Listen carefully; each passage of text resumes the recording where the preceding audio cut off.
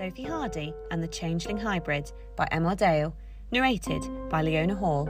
Chapter 1, Kingsley's 6 Weeks. Kingsley Roan had never known his parents and had been passed around foster families since he was a baby. He was now on his 10th and he was only 10 himself. Some had lasted longer than others. 2 years was the longest with Pearl and Brian, but they couldn't handle Kingsley and his behaviour any longer.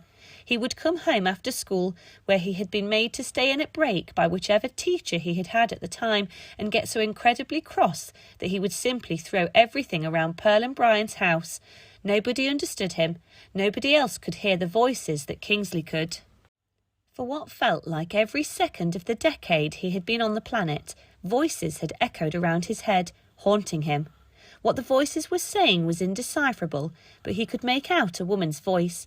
Sometimes he would try to listen to them, and that made it easier, but when he was sat in lessons and all he wanted to do was concentrate, the voices drove him mad and distracted him so much that teachers just assumed he was naughty and so punished him accordingly. Kingsley was sick of being chastised. He longed to be one of the good children and to call someone his friend, but it just wasn't happening. Every time he got close enough to someone to call them a friend, he would hear the voices again, stop talking to the person, and they would then think he was weird. It wasn't his fault. He had tried to talk to people about it, but he assumed that social workers thought he was mad, and his foster parents just moved him on to the next ones because they couldn't cope with adopting a boy with such concentration issues. He longed for a friend and to be accepted. The family he was with at the minute were struggling with him. He had just started year 6 at yet another new school and had punched another boy whom he couldn't even remember the name of. His parents had been summoned to the head teacher's office. Kingsley had sat there trying to listen to what the head teacher was saying, but the voices wouldn't let him. They talked over the head teacher, almost like they didn't want him to hear what she was telling him. He again tried to make out what they were saying. It was just chatter. He closed his eyes to hear it better. "Open your eyes when the head is talking to you," bellowed his mother. "You're lucky to have this opportunity," the father shouted. Kingsley felt his body temperature rocket, and the voices sounded like they were laughing at him. Was this what they wanted? To get him into trouble? That was the last thing Kingsley wanted. "Are you even listening?" the head teacher questioned. Kingsley clenched his fists and slammed them down on the desk. "Just leave me alone!" he screamed. He vaguely remembered being taken back to the car. The voices were completely overpowering now. They had been bad before this particular Friday, yet now they were more pronounced than ever before. They were getting clearer. Kingsley was in a complete trance, like he was stuck between the real world and the world of the voices. He recalled these parents strapping him in the car as he was physically incapable of doing it himself due to him having to cover his ears, but nothing of the drive home. Arriving back at his parents' house, he was plonked on the settee in the living room. Father turned on the TV as Kingsley had told him last week that it had helped him calm down. What sounded like the news for children was on. There was something about the blackout that Kingsley had heard about the other day. Internet implants malfunctioning and some girl called Sophie, but that was so far away from Kingsley's mind. The voices were almost clear now. They were saying one word, but Kingsley couldn't quite make it out. Mother had put the microwave on and was cooking. The whirring from it distracted him, as did Father putting knives and forks onto the kitchen table. Kingsley covered his ears with his hands and concentrated harder than ever before. He could almost touch the words. He lay down with his head on a cushion as the whirring in the microwave stopped. Father walked into the kitchen and closed the door. This was as close to silence as Kingsley was going to get. He took a deep breath and switched off everything else but the voices. At that moment, they stopped for a split second and Kingsley heard the word that they were saying. "Now!" Kingsley let out a cry in pain and anguish, like his head was about to explode, and stood up to try and run away from it. Mother and Father came running into the room at the sound of the shriek of terror. Before they could get near him, the wall of the house was ripped away and dust and rubble were thrown everywhere in a mighty explosion. Kingsley was shaken, but now, though, the voices had stopped and he was coughing, having swallowed debris from the blast. Looking down at his hands, he saw blue balls of what appeared to be gas swirling around his palms.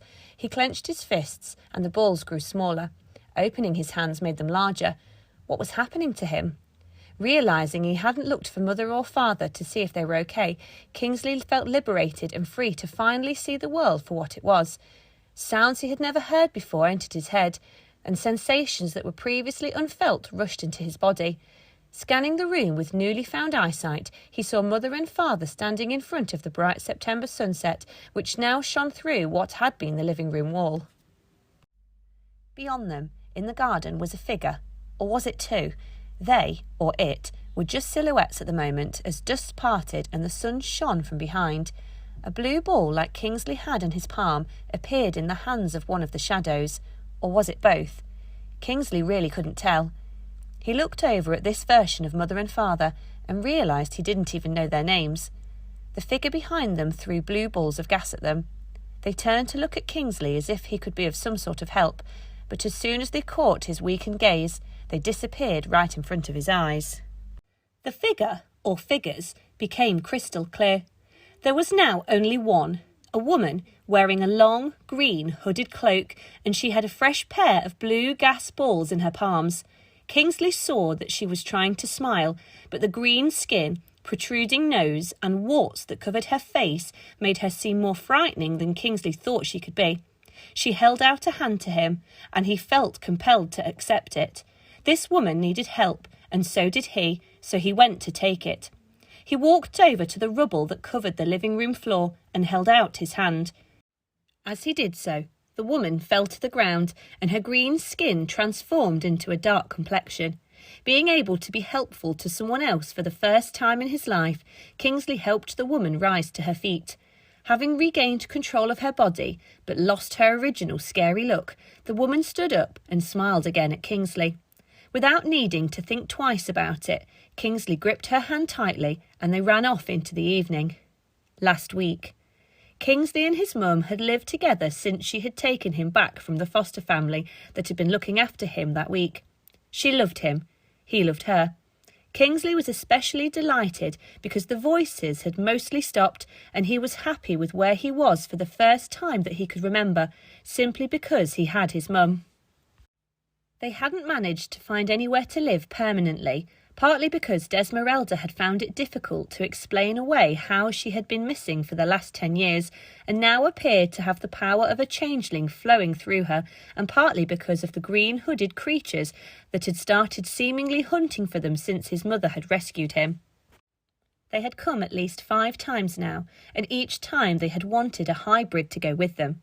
Neither Kingsley nor Desmeralda had a clue what they had been talking about, but they looked and sounded dangerous, so the pair of them had fought them and somehow managed to make them disappear. Because of this, Desmeralda had decided to keep her new powers to herself, out of public view, and Kingsley, who understood more and more the powers of his own, until she could get a grip on them. However, she was finding it a lot harder to explain away the 10 years she had been missing. Employers wanted to know. The stories she had dreamt up, travelling, living abroad, volunteer work, all didn't fit with the fact that she had a child and they started to smell a rat. She had managed to get some work waitressing and serving in a pub, but none had lasted. However, it had paid for food and shelter. Right at that moment, though, Desmeralda and Kingsley were homeless and jobless. Seeing the man that Kingsley was becoming upset and began to anger her greatly. For 10 years, she had missed out on all the love, affection and life that almost all other mothers got to both give and receive. Hers had been taken away from her by Zatfor and Jane that never came back, and the resentment Desmeralda held towards her was growing the more she realised she had missed out on life with Kingsley. While she had been in Zatfor, she hadn't felt the loss, but now, faced with her son 10 years later, it stung hard.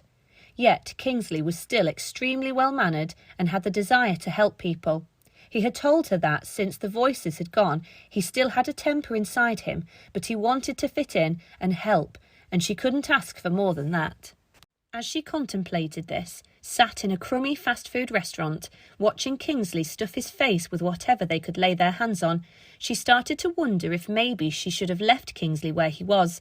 What if they were the foster parents that would make a difference and help him deal with the voices? Maybe they could give him more than what she could. No real home and barely any money to get by on. She looked at her boy and a tear ran down her cheek. "I've missed so much," she murmured to herself. Kingsley didn't hear her. He was too engrossed in the chips he was packing into his mouth, enjoying the freedom of thinking without the distraction that had plagued him previously. As she looked at him again, a snippet of memory ran through her head from her time in Zatvor, a warning from a friend. Something was coming, something that Desmeralda needed to prepare for. But what was it? Some kind of threat. But she couldn't remember, try as she might, and the memory subsided again. Her concentration on the matter faltered as, finishing his chips, Kingsley pulled out the tablet that his mum had managed to get second-hand from a charity shop. They could be picked up for pittance since the arrival of the internet implant, and started streaming videos. Desmeralda paid very little attention to what he was watching until she noticed a girl wearing a lilac school uniform that looked very familiar to her. She leant over Kingsley's shoulder. The girl sat in a large, red chair and had a creepy-looking man leaning over her, talking to her. The girl seemed to be on some kind of stage, with hundreds of other children looking at her. "Who's that?" she asked Kingsley, intrigued. "Don't you know who that is?" Kingsley replied. "Remember, I've been away for a long time. Be nice to your old mum," she replied, blagging her way through another white lie. "That's Sophie Hardy," Kingsley explained. "She's so unlucky, one of only 3 children on the planet to be given an implant, but hers didn't work." Desmeralda thought to herself as she studied the girl more closely. It was the same shade of purple uniform she had seen in Zatvor the night of the breakout. "Who are the other 2? She probed further. "The boy sat there is Reuben Houghton." Kingsley pointed at a boy who stood with a giant of a man just to the right of the Sophie girl. "And Yasmin Ariti." Kingsley then pointed at another girl on the stage that seemed to be staring at the crowd, not looking at anything in particular. Desmeralda thought she recognised that girl as the girl who spoke to the Encantado. "Why are you watching it?" "Wait to see what happens. Yasmin and Reuben already have their implants. Watch what happens to Sophie." Studying the video very closely, Desmeralda watched as Sophie put on what looked like a headset and fell to the floor. Looking even more intently, Desmeralda saw chaos ensue. People were running all over the place, but it was one figure that caught her attention more than the others. There she was, hurtling onto the stage to cede to the stricken child. The face she would remember forever as the one that left her in the hellish prison, the face of the woman that stole her child's childhood from her. "Who's that?" she asked Kingsley, pointing at the woman with dark skin and short curly hair, which was greying at the temples. "Don't know. Their teacher, I'm guessing?" The tingle returned to Desmeralda's fingers, and darkness came over her as she stroked Kingsley's head.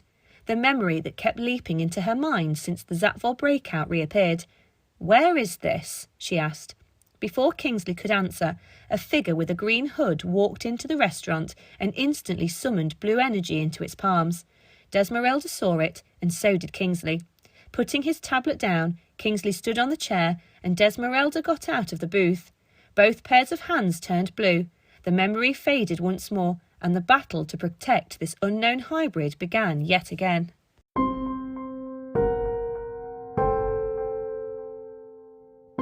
The Sophie Hardy saga was written and produced by Emma Dale and narrated and produced by Leona Hall. If you enjoyed it and would like to continue to follow the adventures of Sophie and her friends in coming episodes, then please subscribe through one of the many podcast providers out there. The links for each of these can be found on our website. If you require more information, visit our many social media channels, or if you would like to purchase a hard copy of the book, then be sure to check out www.sophiehardysaga.com. Thank you for listening, and we hope you enjoy.